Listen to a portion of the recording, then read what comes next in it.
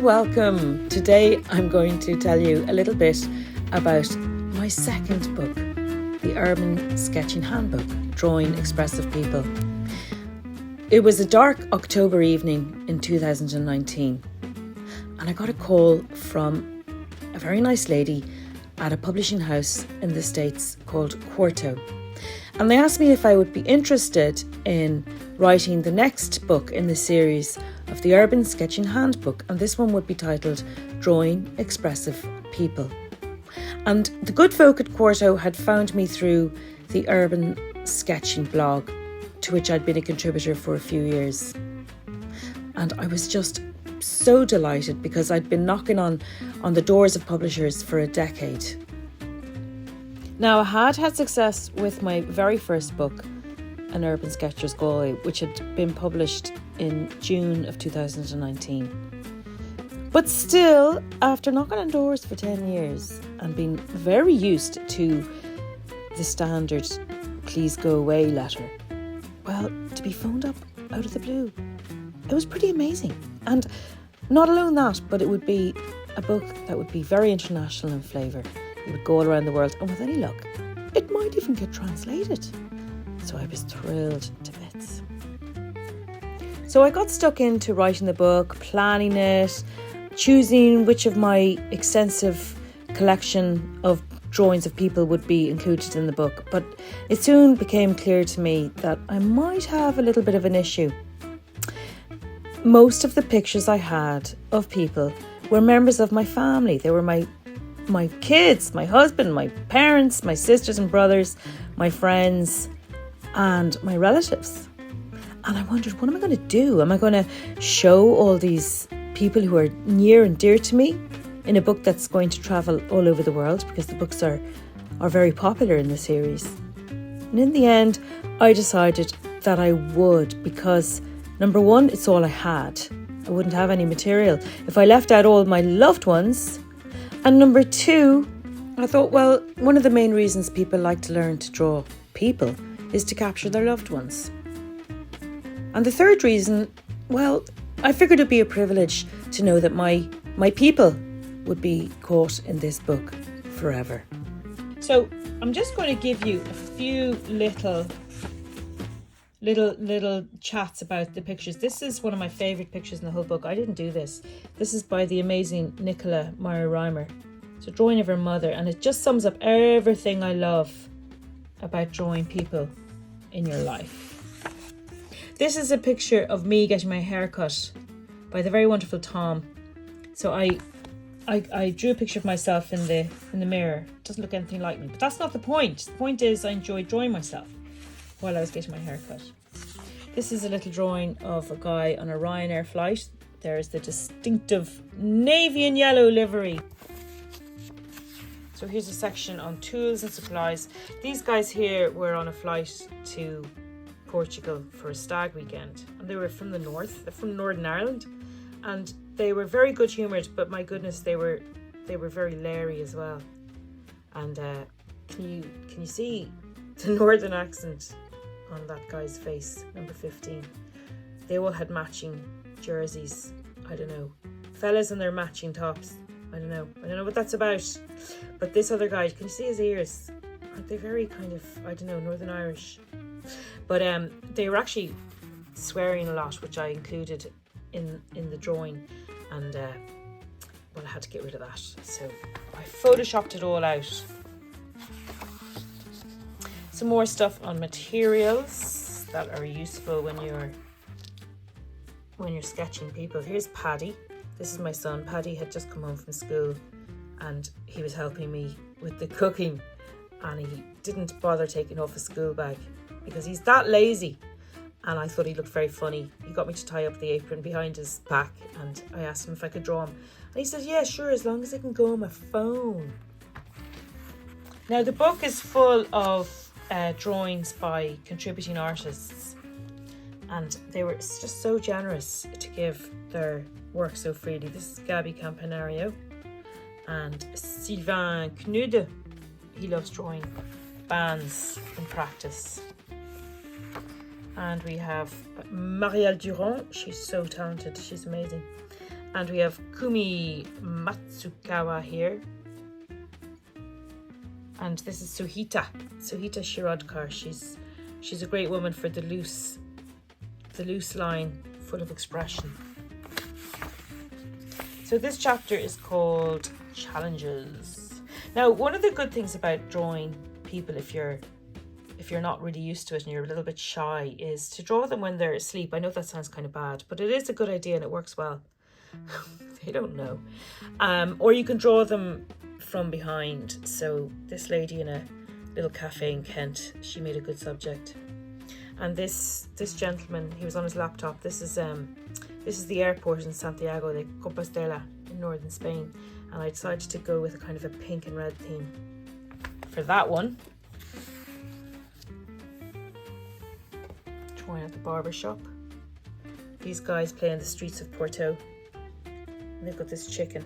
Again, I had to get rid of the speech that the chicken was saying, but the chicken was saying something like, and here I am working for chicken feed, because the guy on the hurdy-gurdy was giving the chicken bird seed. Here we have my daughter Honor. She's studying for some exams. She got a third limb. She got an extra arm just because there was a lot of change between the position of the arms. So I just said, well, I'll do both of them. Same for Paddy. This is my son Paddy, and he's making bread here for me. And you can, if you're really quick, you can just do whatever you like. Put in an extra arm if you want.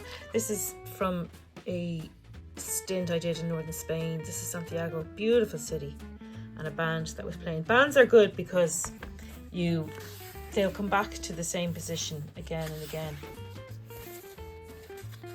So they move, but they come back. So it's my brother on his phone. We were out at dinner, and my daughter Honor and my son Paddy, and there's some people in Galway jumping off into the sea. That's a very Galway scene there. It's very kind of a coastal town, and it's also a pub town, so there's a drawing from a local pub.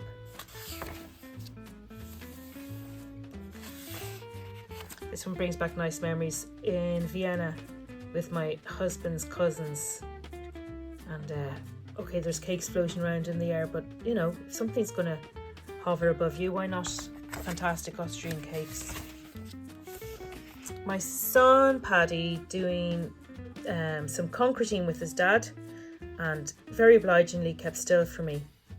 And then his father was like, you put too much water in the concrete. He said, well, I have to stay still for Mum, she's sketching. So he's a good son. And my youngest, Olivia, and my mother-in-law, dear departed mother-in-law, and my youngest, Livy, showing her some pictures on her phone.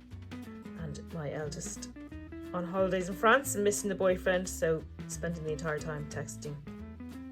And here is my daddy and my youngest, and making chocolate sauce for ice cream together in the kitchen.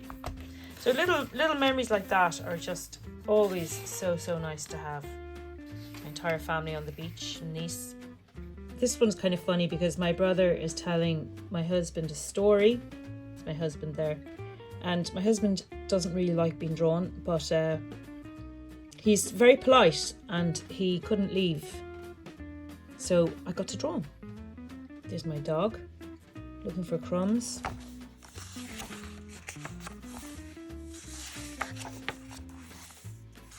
This is a funny one. Mother-in-law was sleeping. Hang on. Mother-in-law was sleeping and her mouth was wide open. And then I thought, maybe it's not respectful to draw mother-in-law with her mouth wide open. So I tore a piece of paper from the back of my sketchbook and I sellotaped it on top. You can see the sellotape there. And I drew her with her mouth closed. And when she woke up, she thought it was the funniest drawing she'd ever seen. So that's very her. She had a terrific sense of humour. So she kept asking for me to lift a bit of paper and have a look. She thought it was the funniest thing. So I loved her very much. She was a great crack. My youngest, no technique to tell you about here, just because I love this drawing. That was done in pencil, which I never use. She's got her stuffed rabbit hugged close to her chest and she's reading her Kindle. in bed. She was about 6 at the time. So 2 rapid drawings of my brother-in-law patting the pussycat. Cat is draped over his lap. And yeah, just two separate drawings because the pose changed a lot of times. So it was nice to just draw 2 so that you always had something to draw if you moved. Lots of hands. I love drawing hands. Hands don't have to be difficult. I was with a group of lovely women in Haarlem in Holland. I was teaching them.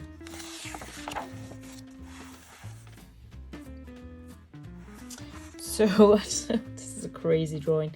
This is one of my tips. Just when you're drawing 2 feet planted on the ground, draw the back foot a good bit higher than the front foot, and it'll look more realistic. I don't know why I gave him tartan trousers. Some more amazing contributors. John Short, using some beautiful collage techniques, and more collage there from Urumo. And this one shows a gorgeous way of using tinted paper and white for fantastic effect. This is by Thomas Harry Gunawan. So let's see if there's any more from my family. My son and his cousin playing cards. Someone was cheating that day, can't remember who, or can I? More card playing. This one's kind of cool. The dog was very interested in me, but the women were not, as you can see. Some more family ones. Husband eating Christmas pudding, and my son possibly post Christmas pudding. Some more amazing contributors. That's Nicola, my rhymer again. She's so gifted. This one is a very beautiful sketch by Rita Sabler, a drawing of her daughter during lockdown. Such a special drawing. And Sebastian Koch, beautiful sensitive drawing, done in Berlin. There's my sister, shielding herself from the sunlight. My parents, my mother not shielding herself from the sunlight. My father making sure that no pesky sunlight gets to him. Detlef's wonderful drawing. Wonderful artist. Some tango dancers. So the book is jam-packed with tips. If I had a criticism, it's actually my fault really. The criticism is that the drawings are all a bit too small, so it's kind of hard to see the detail. But I know that you could say, well, that's the publisher and the editor's decision, but it's because I gave them so many drawings that I don't think they were able to fit them all in and give them a lot of space. So, but at least you get lots of drawings that way. This is my husband. It's not very flattering of him, but this is my husband on the in Gatwick Airport. We're just hanging out having coffee, and I am not visiting him in prison, as it looks like. And this very wonderful lady is knitting while she waits for her flight.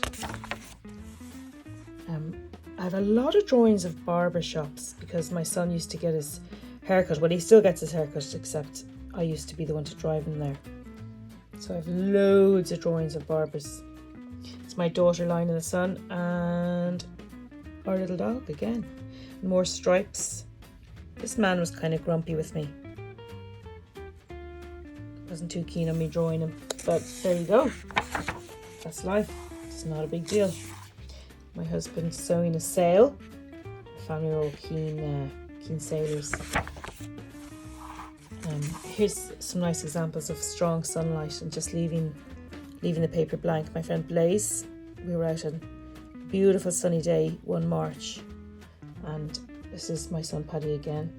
The sun hitting his back down in Bray. Oh, more sunshine. Gosh, you wouldn't think this was Ireland, but anyway, my daughter, my youngest, and my oldest. And my youngest again doing homework outside in the sun. Oh, there's a man showing again the way the sun hits the body. That was on a beach in Nice. And my friend's lovely daughter on a beach in Ireland in the strong sunlight. Some more amazing contributors.